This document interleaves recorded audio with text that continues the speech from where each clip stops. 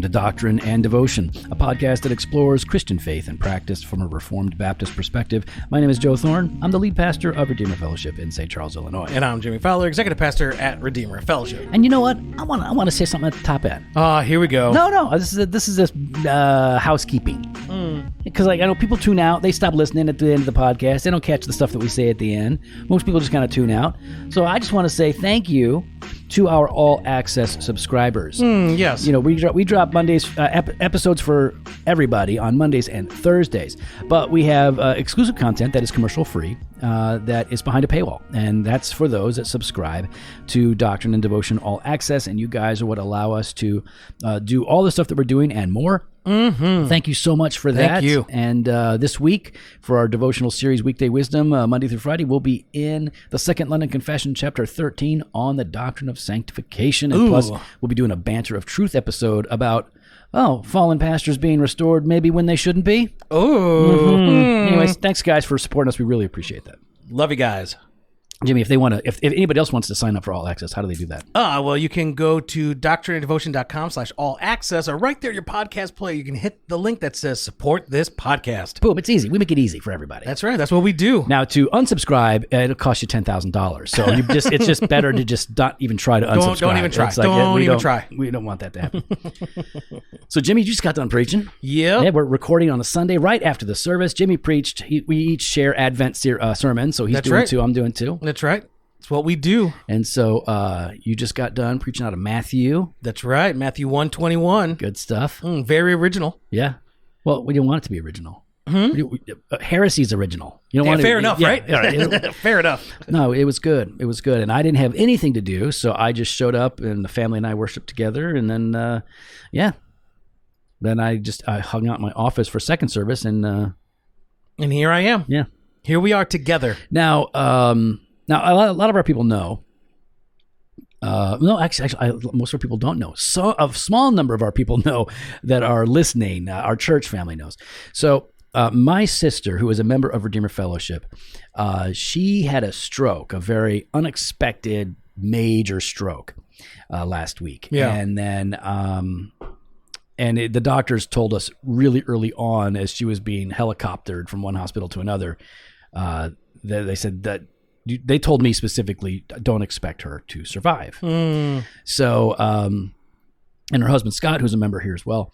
He's Great a man. Deacon here at Godly Redeemer, man. Runs prison ministry, all that stuff.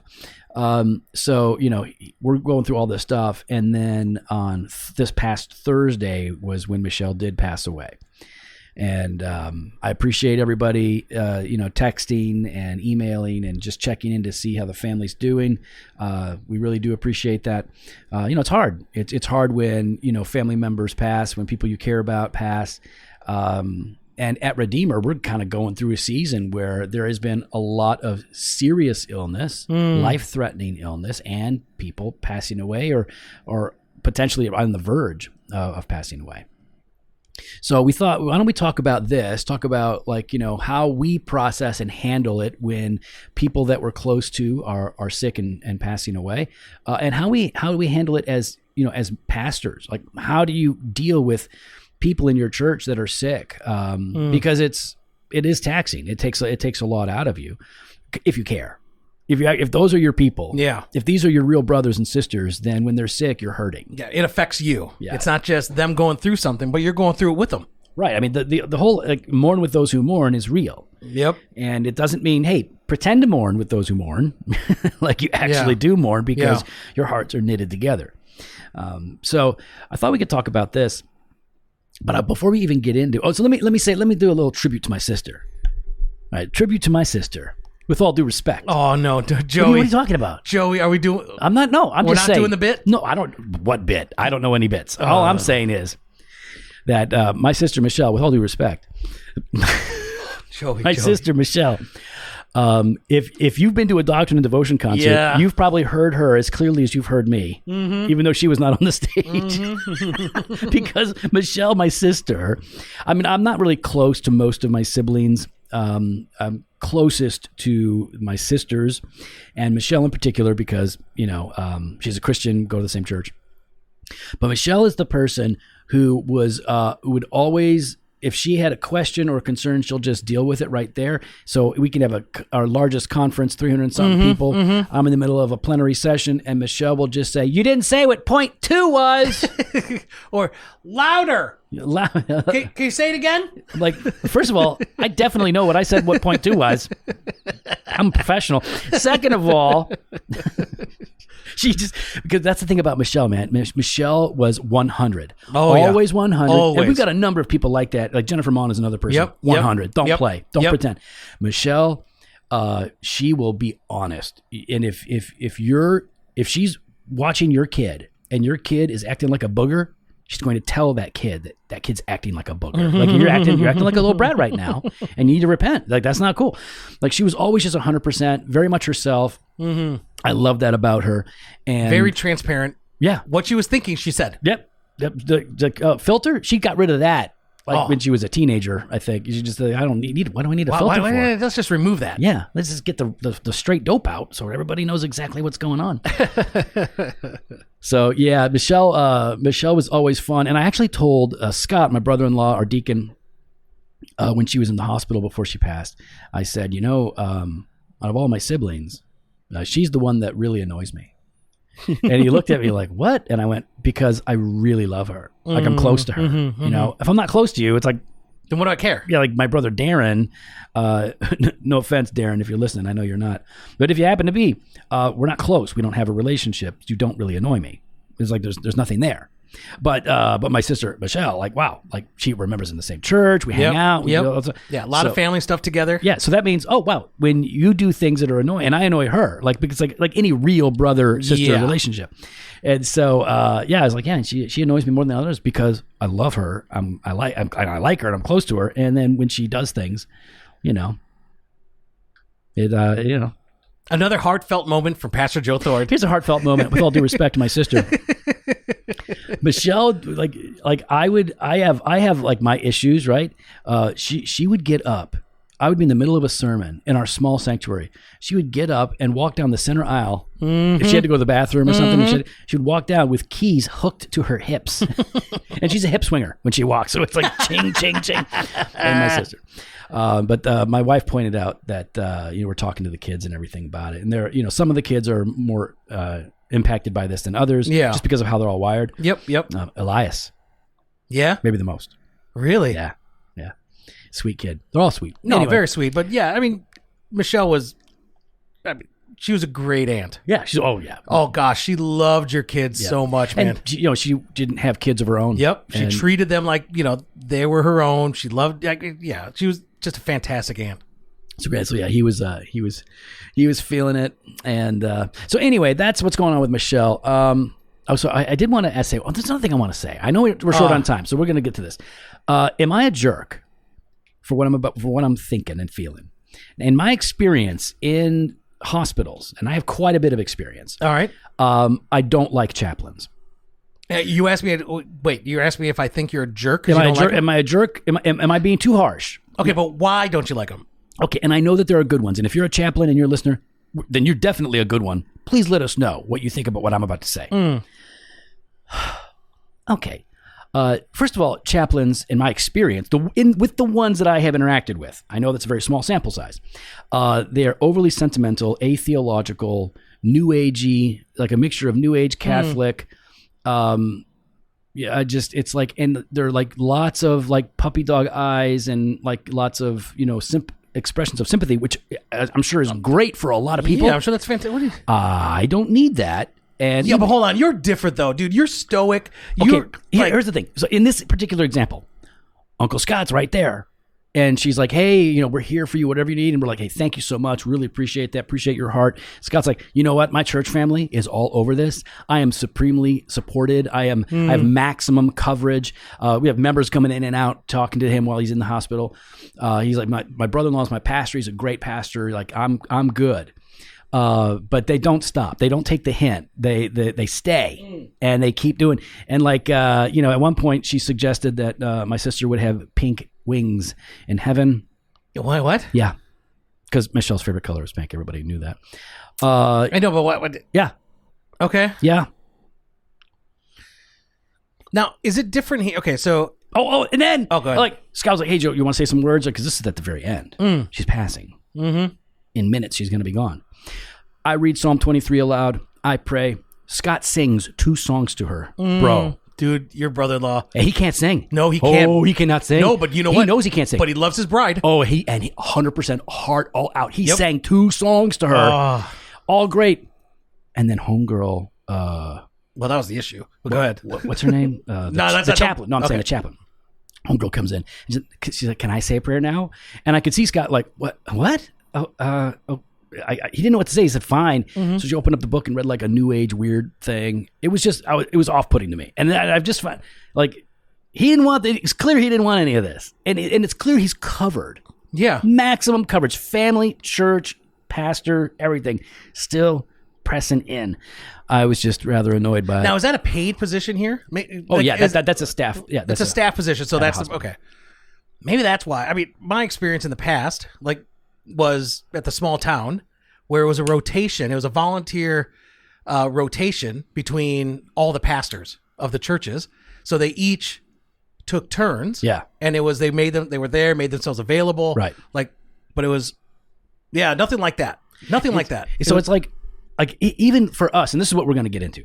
How do we help people without completely burning out ourselves when we're going through something like this? Yeah. Now, in this case, it's my sister, but I'm a pastor and I'm trying to take care of Scott. But how do we do that? And how do we maintain a balance? One of the things that I'm thinking about here is that, some pastors are going to be too pushy, like a chaplain might be too pushy. Some pastors will be too pushy, like going too hard when some people need a bit more space. Yeah. Other people need a bit more presence. Yeah, and they're too pulled back. Right. Right. Yeah. Everybody's got their own ways. You got to know, how do I best minister to them? I don't want to abandon them. And maybe they're going to pull back. Maybe I need to press in a little bit. But what is too much? Yeah. It's going to change with every person. Yeah, for sure. So when you're thinking about it, like you're a pastor who loves your people, how do you minister to those who are sick and passing without burning out yourself, without just completely being shattered? It also depends on the situation, right? Sure. So I think because like in this situation, right, like more of a presence is necessary because it's imminent. Yeah. Right. It's imminent. Sudden, unexpected. Unexpected. So I think, part of it is knowing, okay, what does the situation call for? If someone's going for surgery, like if one of our people are going for surgery and they want some prayer, that's different. Do you know what I mean? Yeah. Like they get the text prayer. No, Joey. They get the text prayer. Joey. Praying for you, girl. But I think knowing situational, it's like in sports, situational awareness. Mm-hmm. What's in self-defense, situational awareness. Yeah. Situational awareness in sports. It's about self-defense. Yeah, in sports. Knowing, okay, how best to handle this and how much of a presence then should I have in the midst of this? Yeah. And you have to actually learn how to read people. Yes. You got to be like, not just self-aware, but you got to be like, you got to be able to read the person and know this person is they want just a little bit. For some people I found, they didn't want me there, just sitting there, like hanging out next to them. Yeah. But if I was just down the hall and I was just, I'm here when you need, and I would just check in. Yeah. But like, give all the space. Yeah. Right. But Some just people know, want but you- just know I'm in the building. Some people want you to hold their hand. Yeah. And other people just want you to know that you're there, like Yeah. that you're in the, you know what I mean? Yep. I've had that experience as well. In fact, when I talk to a lot of our, elder candidates when they're coming on about visitation and like, well, what do you do when somebody's in the hospital? It does depend, situationally, like how severe is this? But if somebody's in the hospital, like what I do is I tell them like, listen, go in and if, regardless of how serious it is, ask them to give you the rundown. All right, so what are the doctors saying? This gives them the opportunity to kind of rehash what they've been hearing in the hospital bed this whole time. Yep. So this is an easy way to ease into a conversation without just like, so like, how are you holding up? Like let's talk about it. Like, so what are the doctors saying? They get to talk. That gives you the information. And then you have something, a basis upon which you can ask more questions and then dive in. Okay, so how is that aspect of this making you feel? Yeah, it's a bit more, you're able to nuance it a bit better, be more direct. Yeah. Because I find that question so awkward to come in cold. How are you doing? Obviously, they're not doing well. Yeah. Like, obviously, they're struggling. Obviously, they're hurting. Like you're asking a question that you know the answer to. Yeah. Right. It's a very like, it's almost a closed question. I mean, either good or bad. Like, are you doing good or doing bad? Like what? It's like you said, you want to nuance it by doing some investigation so that you can ask them a very specific question. Yeah. Like, so, like, again, I think starting with some basic questions, I would say like most of the visitation, briefer is better in my experience for most people. Mm-hmm. They don't want you there hanging out the whole time. They're processing, or they're tired. They got other people coming in. Yep. So I do what you do. That same thing. It's like, hey, listen, if it's serious, I'm like, I'm going to be down the hall for a couple of hours. Mm-hmm. I'll check back in, or I'm there. I spend some time with them. It might be 15, 20 minutes. And then I pray for them. Maybe read some scripture, whatever it requires. Yep. And then I'll say, listen, I'm going to text you or call you later on. It's a lot easier these days with cell phones. Mm-hmm. And then I'll be back, the next day. As Christians, we love the Bible. Nothing beats digging into the scripture for yourself, but studying the Bible can be difficult, and sometimes our study habits grow stale or maybe even non-existent. So, what do? Introducing Logos 10, the new release from the leaders in digital Bible study. Logos takes you beyond Bible reading and into Bible studying. And I'm speaking from experience here because Jimmy and I use Logos every single day, and we have for years. You want to do a word study, prepare a sermon, understand a difficult passage, start and actually finish a Bible reading plan? You can do all of that and more by using the study tools in the theological library in Logos 10. With Logos 10, you will uncover biblical insights whether you have 5 minutes or 5 hours. And the new Logos is lightning fast on desktop, web, or the mobile app. It has a sleek, modern look that helps you to focus on what really matters, the scripture itself. And of course, it's endorsed by leaders like John Piper, Randy Alcorn, Elise Fitzpatrick, or more importantly, the Joe Foe. Stay in the Word and keep the Word in you with Logos 10. Visit logos.com/Jofo to find out the best Logos package for you. That's logos.com/JOFO. But I think you're right. You've got to nuance it. You got to read the person, and you have to do some investigation to figure out how where are they going to be stressing out? Like what are they really afraid of, more specifically? I think and in the midst of that, then I think as you're hearing it and as you're learning, right, you then are able to be an advocate. Yes. Then you can then help be an advocate for them, because using this as an example, right? Sure. I'm sure it was awkward in the in the midst of it, but homegirl asking, "Hey, can I? Is it okay if I read something?" And no, you know what I mean? Like knowing, as awkward as it's like, you know what, we're okay. Yeah. Being able to just step in and be like, I think we're okay for now. Thank you though. Yeah. Appreciate it. In that, I don't know how, but you're able to advocate and help them and answer for them, knowing what it is that they're looking for. Right. Some Some people are really lost in these situations. Yeah. They just don't know what's going on. And they're going to be having a lot of people that have a lot of opinions for them. Oh, so this is your thing. Like you should be doing this as your treatment. You're not a doctor. No. First of all, you're not my doctor, and you're not a doctor. Yeah. Why are you giving me? Don't give me medical advice. It's real. It happens every single time in my experience. Really? People that are in the hospital are getting unsolicited advice from well-intentioned brothers and sisters. And that's where, I've had to tell this to a few people. I said, listen, the decision that you've made in this course of action is yours. It is nobody else's business. And if you have anybody pressing in, please let me know, and I will make sure that it stops. Because you do not need to have this. Now, if you want advice from people and you're looking for it, that's great. Yeah. Well, you're not going to have any problem finding advice. No. Everyone wants to give their advice. I find that awkward. I don't like giving advice in that situation.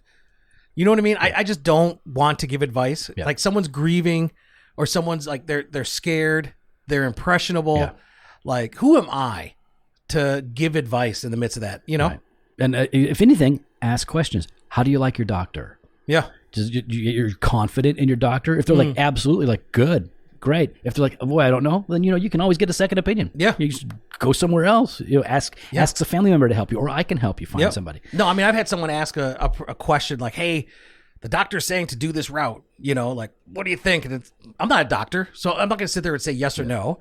So I kind of put it back and be like, man, like, what are you leaning towards? Yeah. Yeah. You want to help them to make a decision. And that doesn't mean telling them what to do. It means helping them to think through it. Yeah. What are you leaning towards? I'm not sure, man. Do you think would it be better to get a second opinion? Yeah.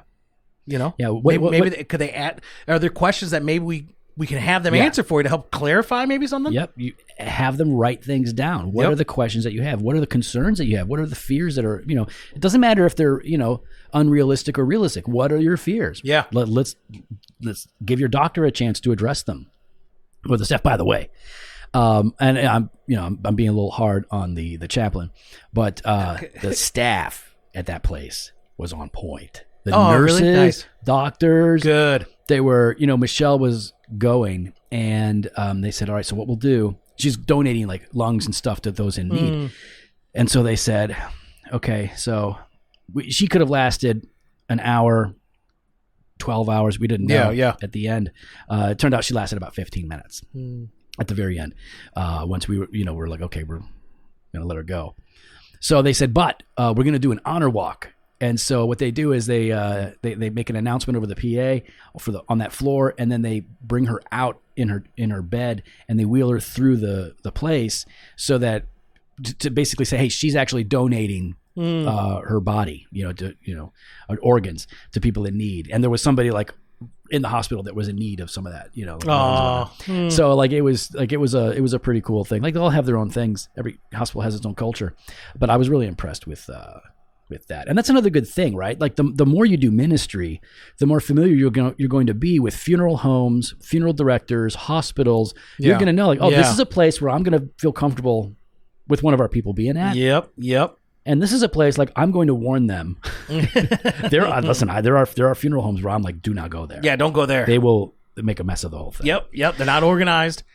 All right. So what about for you? How do you not completely get swallowed up when people that you love and care about are suffering, sick, and or dying? Because listen, if you're in a church, you're going to experience it more of it than people that aren't generally, because you have more than just your immediate family. You've got a larger network now. And so if you're really invested, you're likely to have a good amount of a lot of opportunities for people to suffer and for you to walk with them in some way. How do you not completely just burn out? I mean, it sounds like a cop-out, but I mean it, right? It's by the grace of God. Yeah. Learning how to, and I think this takes time. It's learning how to prayerfully know when to engage and when to step back, right? And learning how to, I guess, like once you leave, being able to kind of pray. I hate using this phrase, move on, right? Because it's like any other thing in ministry for us. Yeah. We have to learn how to be present at home when we're home. Yeah. And it's hard because you're getting the messages, or they're obviously on your mind, but learning, how to leave things at the door.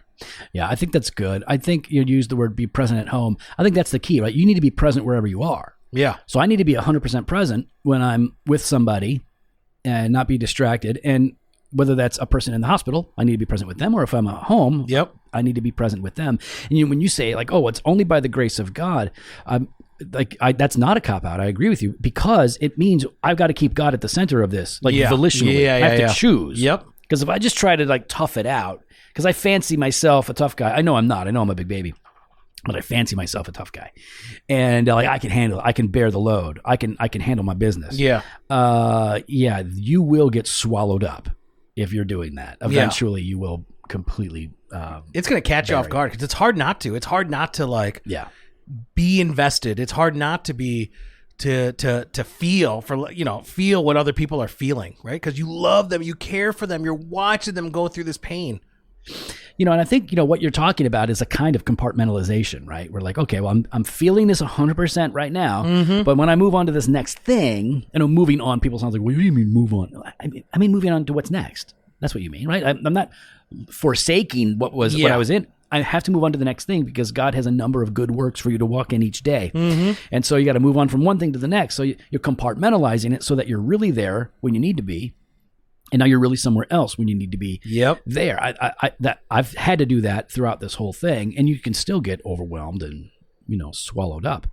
But I think that you've got to at least say, for me to survive and for me to be, capable and effective at what God's called us to do, then yeah, I put everything kind of kept in a box. I don't think that's unhealthy. So and then when it's time, then I'm back in that realm. I'm back in that circle, right? Or I'm back in that environment. Yeah. And I mean, I think what we're talking about is when you're using that analogy, for a number of people, it's a struggle to put anything in the box. Yep. And then for others, it's a struggle to take anything out of the box. Oh, that's good. That's good.